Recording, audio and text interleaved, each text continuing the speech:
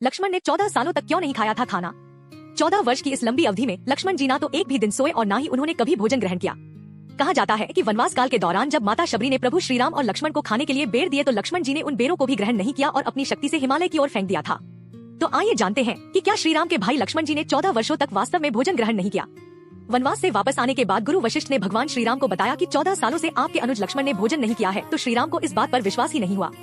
उन्होंने गुरु वशिष्ठ से कहा कि गुरुवर, मैं तो प्रतिदिन भोजन के समय लक्ष्मण को खाने के लिए भोजन देता था, साथ ही मैंने आज तक लक्ष्मण को दिया गया भोजन कहीं आसपास पड़ा हुआ भी नहीं देखा। इसके बाद लक्ष्मण जी प्रभु श्रीराम को बताते हैं कि भैया, जब आप मुझे खाने के लिए भोजन देते थे तो मैं उस भोजन को अपनी शक्तियों के बल से अयोध्या भेज देता था, इसीलिए मैंने 14 वर्षों तक भोजन नहीं किया। इसके बाद लक्ष्मण जी भगवान श्रीराम को एक स्नान पर ले गए, जहाँ उन्होंने 14 वर्षों का भोजन छिपा रखा था। इसके बाद जब भगवान श्रीराम से भोजन के पात्रों को गिना तो 14 वर्षों के हिसाब से 4 पात्र कम निकले। तब अपने अनुज लक्ष्मण से भगवान श्रीराम कहते हैं कि लक्ष्मण, मेरे भाई, इसमें 4 पात्र कम हैं। क्या आपने वनवास के दौरान 4 दिन भोजन किया, क्योंकि इसमें 4 पात्र कम हैं।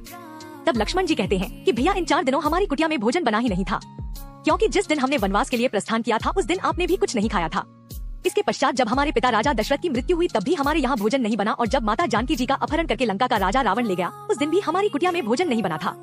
साथ ही जिस दिन मुझे मेघनाद ने शक्ति बाण मारा था उस दिन भी हमने भोजन नहीं किया। जय श्री राम।